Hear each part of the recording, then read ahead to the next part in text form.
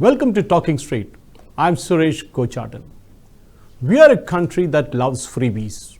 From the poor to the rich, no one minds if they're getting something free or even subsidized, as long as someone else is paying for that freebie. Prime Minister Shri Narendra Modi has been time and again stressing on getting rid of this revady culture.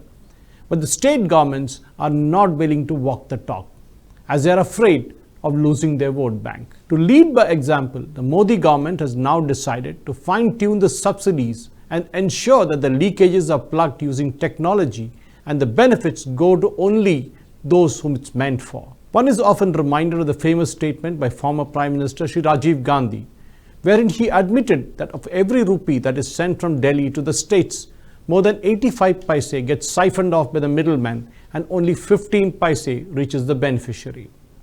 Most subsidies are like a leaking bucket, and the more the money that is poured in, the more it leaks out. No government will agree to cut the freebies, and often reminded of the old adage, give a man a fish, he will come back for more, but teach him how to fish, and he will fish for a lifetime. But the problem is that the moment you empower a person, you educate him or her, they will start deciding their own fortunes. This is what politicians are scared of. Worse, they will vote as per their conscience. That scares the hell out of politicians. So media has gone agog this time, claiming that the government has cut the estimated spending on food, fertilizer and fuel subsidies in the union budget of 23-24. Let's look at the fine print of the budget. Expenditure on food, fertilizers and petroleum. The government's largest revenue expense after interest payment is expected to be at 3.74 lakh crore rupees for the financial year 24, 28% lower than the revised estimates for the ongoing financial year, which will end on 31st of March. According to the budget 2023 documents, why did the food subsidies come down?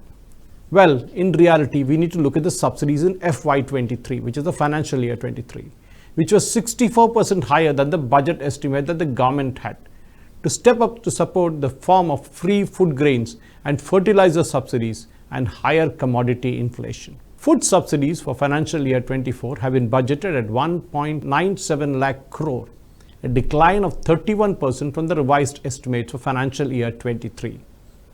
The government has cut the food subsidy by rupees 89,844 crore to about 197,350 crores in the revised budget in the estimated for 22-23. The food subsidy in that year, that is a financial year which is ongoing, is around 2,87,194 crore rupees. That is, the budget for the food subsidy has been cut by 31%, more than 31% actually. The end of the free food grain disbursements under the PMGKY in 22 means that a drop in food subsidies will come through in financial year 24, even though the allocations under the National Food Security Act have been extended. The government has decided to provide free food grains to the beneficiaries of the National Food Security Act for a year, which is at least expected to cost around 2 lakh crores. Despite all the interventions to plug the public distribution scheme, it's common knowledge that huge amounts of food grains are pilfered from the time it leaves the FCI godowns till it reaches the beneficiaries who avail of the services at the fair price shops.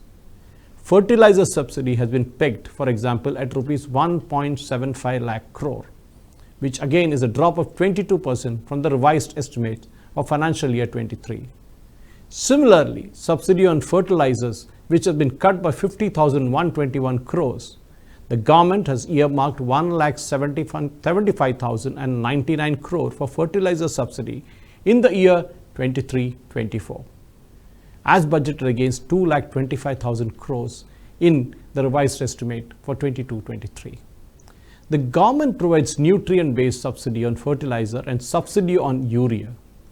Nutrient-based subsidy has been reduced from 44,000 crores to 41,000 crores to about from 71,122 crores in the revised estimate of last year's budget, that is the financial year 22-23, which is still ongoing till March the 31st. Urea subsidy has been reduced to rupees 1,31,099 crores from 1,54,097 crores. Overall, the amount of these two subsidies has come down by about 22%. The reduction in fertilizer prices or subsidies is also driven by expectations of lower crude oil prices and the government's revised gas procurement policy for the fertilizer companies, which came into effect earlier this month. The government uses the fertilizer subsidy to reimburse companies selling the produce to the farmers at below the market prices. If the farmers have to bear higher cost, they might scale back the crop nutrients, putting the food production chain at risk.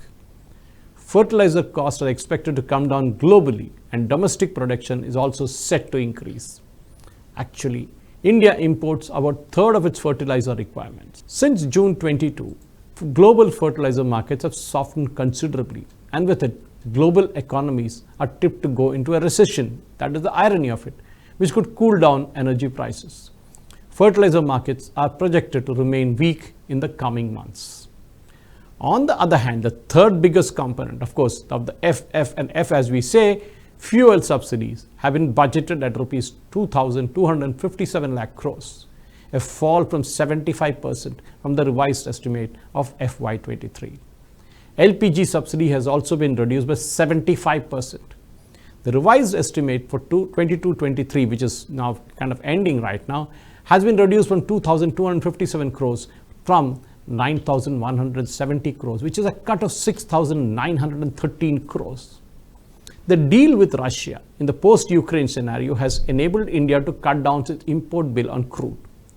Overall, the budget for all subsidy schemes have been fixed at over 4,03,084 crores, which is 5,62,079 crores less than the previous year's budget estimate of 1,58,995 crores.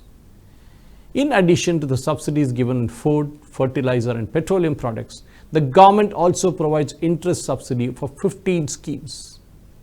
The budget's interest subsidy on these schemes has also been cut by about 10,000 crores. There are 14 other subsidy schemes of the government, the budget for which has also been reduced to 812 crores from 2,958 crores, which is the revised estimates for 22-23. There has been a direct cut of rupees 2,146 crore rupees in the budget for these subsidy schemes. That said, with an eye on the heavy election calendar through 23 and the general elections due in 2024, it is expected that the government will maintain its subsidy outlays at relatively high levels, despite all the cuts that you have seen. Not just the subsidies, the Modi government has also targeted the rural employment programs like MNREGA, which has seen a lot of corruption at the state level. One of the surprises in the budget presentation by Finance Minister Nirmala Sitharaman has been the budgetary allocation for the Mahatma Gandhi National Rural Employment Guarantee Scheme, or MNREGA it's called. A straight comparison of this year's allocation of rupees 60,000 crore with the revised current year's estimate of 89,400 crore rupees shows a fall of 33%. Rupees 63,000 crores, as I told you, was 60,000 crores allocated in the budget for 23-24, which is the lowest allocation since 2016-17. Why? We'll look at that. Because there was an adequate increase in the allocation for rural development programs other than MNREGA because of the corruption, as I've said before, which is demand driven. For example, the PM Awas Gramin Yojana, the allocation for which is going up about 100%. The Jal Jeevan Mission is seeing a rupees 10,000 crore increase. Overall, around 40,000 crore of extra spending from the central government's program is going to the same rural areas which MNREGA is working. So, that will have some impact on the MNREGA demand. Besides, the economy is also doing better. So, demand will return to the 2019-20 levels. Running a government that doles out one subsidy after another is a surefire recipe for disaster. While it may bring electoral benefits in the short term, it will lead to an economic catastrophe, which a country like India can ill afford. Fuel, fertilizers and food, the three Fs, as I mentioned before, the three big ticket subsidy items at the central level will need to be fine-tuned and gradually reduced. At the state level, the governments there need to stop the business of free power, for there's nothing called free. It costs money to produce each unit of power.